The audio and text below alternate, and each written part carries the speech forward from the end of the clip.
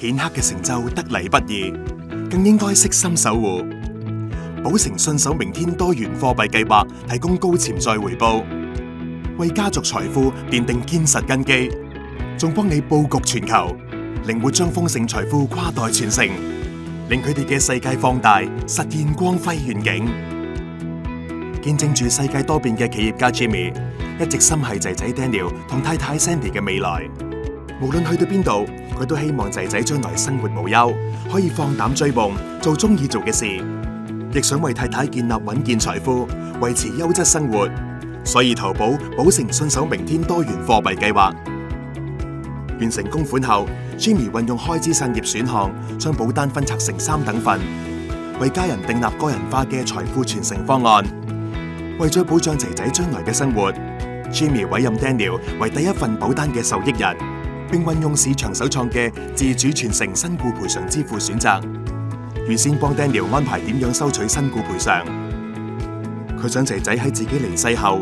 先以每月分期形式收取20年金額，仲為 Daniel 選擇好人生事件。當 Daniel 一到65歲，就可以一筆過攞到身故賠償餘額，咁就可以確保仔仔有固定金額，長期保持財務穩健，去過優質生活。Jimmy 透過第2份保單，委任 Daniel 為後續持有人同後備受保人，等佢可以接管保單，為延續恆久家族財富鋪路。家族有腦退化病史嘅 Jimmy 明白照顧患者並唔容易，所以委任 Sandy 為第3份保單嘅後續持有人同後備受保人，仲透過計劃特設嘅無行為能力選項保單權益轉讓，委任 Sandy 為指定持有人。當 Jimmy 無行為能力時，太太都可以接管保單，為家人建立安全網。Daniel 25歲，想自由追夢，為咗令佢唔使擔心生活開支， Jimmy 運用市場首創嘅自主入息選項，喺 Daniel 大學畢業後第1年俾3萬美元仔仔，並因應通脹每年增加3%。咁 Daniel 喺未來26年就有現金流作後盾，全心發展事業。71歲時，Jimmy 因腦退化症而失去行為能力 ，Sandy 成為保單新持有人，令保單無間延續。呢個時候，第3份保單嘅預期非保證總現金價值已超過160萬美元。Sandy 可以提取保單價值去照顧 Jimmy， 同時維持自己嘅優質生活。Jimmy 喺86歲不幸離世，第1份保單 Daniel 每月可以攞到9126美元嘅身故賠償，確保有固定收入作為家庭開支。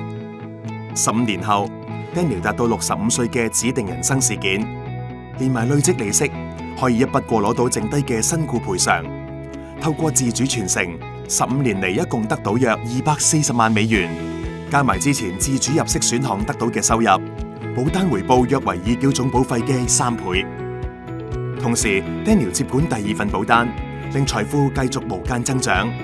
而 Daniel 亦明白爸爸想將家族財富世代傳承，所以佢之後再委任仔仔 Ethan 做後續持有人同後備受保人，代代相傳。Ethan 喺爸爸80歲離世後接管第2份保單，預期非保證總現金價值已近2900萬美元，約已繳總保費嘅24倍，創造豐盛財富。唔計之前攞咗嘅入息，3份保單嘅價值加埋已超過3300萬美元，約為已繳總保費嘅28倍。用心聆聽，守護傳承，寶城信守明天多元貨幣計劃，幫你靈活傳承豐盛財富，成就家族世代繁盛。